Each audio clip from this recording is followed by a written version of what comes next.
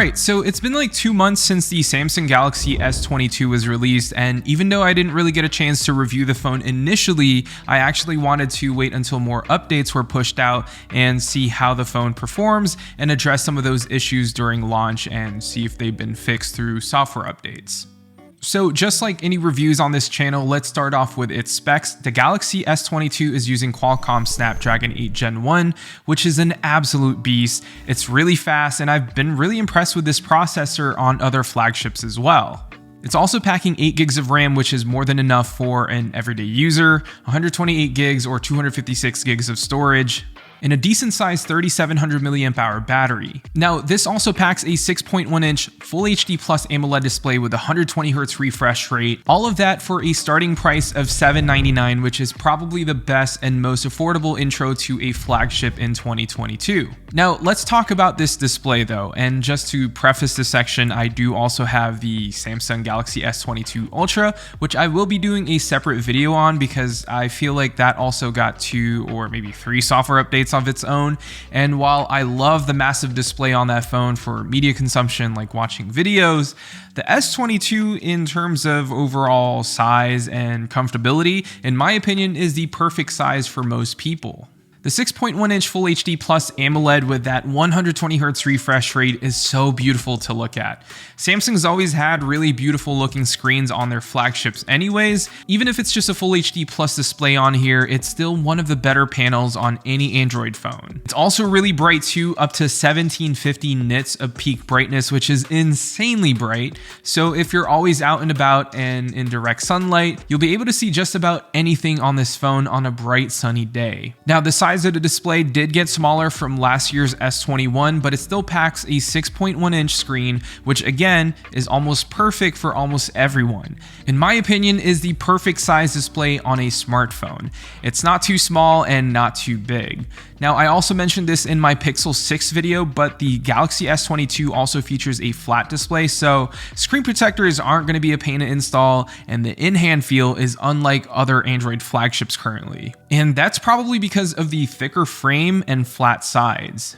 Now, this definitely puts the regular S22 in a league of its own. The only phone that's similar in size is probably the iPhone 13, but on the Android side, in the flagship category at least, there's nothing like it. And speaking of being in a league of its own, Dbrand. Dbrand offers the best and most precise skins for your S22 and other tech products. Dbrand has been sponsoring this channel for years, and if you want your phones to look a lot different than most people, check out their dope skins. From their 100% full grain leather to their pastel lines or teardown skins, they've got you covered. Now, all you gotta do is click the first link down below to learn more, or go to dbrand.com/heymarkel.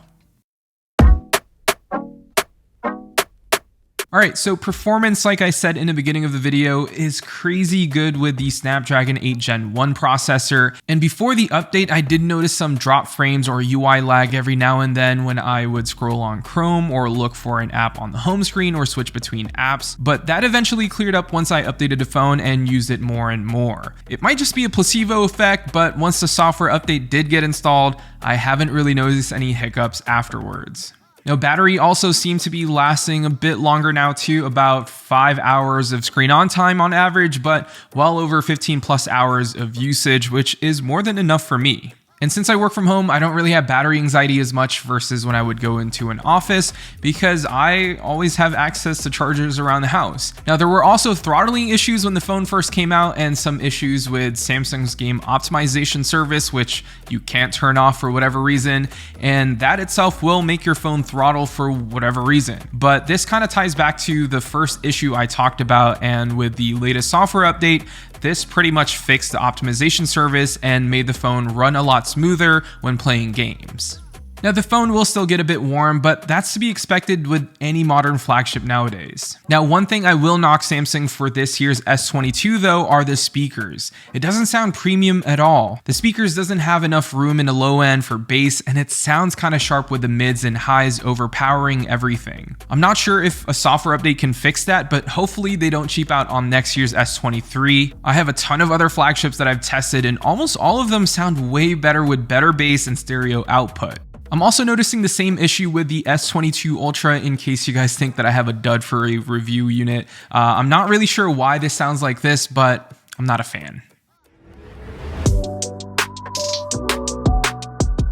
All right, now let's talk about the cameras. This is probably my favorite and go-to section for any smartphone reviews. And the reason being, and I'm sure I'll say this again in future reviews, is that we don't really see a big change on a phone's overall design or features every single year.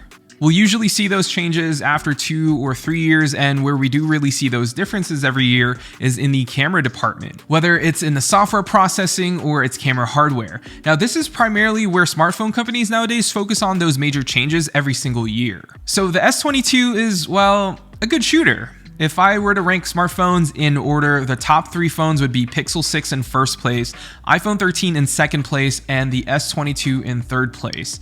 Now, don't get me wrong, these cameras on the S22 are superb and don't showcase weird over-sharpened or over-processed photos like previous Samsung smartphones from like 5 years ago. They've really toned down the sharpening, and the overall color accuracy of these photos are very lifelike and less saturated than usual, which is a great thing. Now, it is still a bit too contrasty for my liking, but it's more of a preference thing.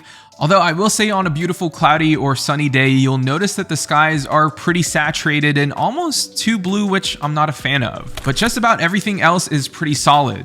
The processing, the HDR, everything looks great, even down to the controls. Low light also looks good with better white balance all around. It doesn't look as muddy or too noisy in the darker areas, so overall the photos out of the S22 are solid. A little too contrasty for me, but for everyday consumers, it's really good. Now, the video capabilities on the S22 isn't special or something to rave about. It's okay. It can shoot 8K if you want it to, but I only tested the 4K 30, and before the software update, check this out. The video starts recording, but the first 2 to 3 seconds, it'll drop frames. It's really weird. But after the update, I can't replicate that issue anymore. So if you were experiencing the same thing, I'm glad that they fixed that too. Now, the thing I don't love about the videos on the S22 is the over sharpening in every single video. Whether it's outside in a sunny day or in just okay lighting, it almost looks too processed or unnatural. Now, this might be okay to share on social or with your family, but for me, I'm not really a fan of this look. But yeah, that's the Galaxy S22 after the updates. You're getting slightly better battery life, way better performance, and no more throttling. The phone will still get hot, don't get me wrong, but at least your performance won't get capped like before. And the cameras feel like they've done something to its overall photo processing to make it look better. But as a whole though, this is a pretty solid update, and the S22 at $800 is a great pickup. Plus, Samsung always has the best deals with their trade-ins through their website, so you can probably get the S22 for like $300 or maybe $400, which makes the phone even more worth it. Anyways, thank you all so much for watching. If you haven't subscribed yet, make sure you do, because I do have new videos every single week. And if you're not following me on Instagram or TikTok at HeyMarkL, you're missing out on some pretty cool unboxings there. Now, of course, everything that I mentioned in this video will be linked down below, and yeah, I'll see you all in the next one.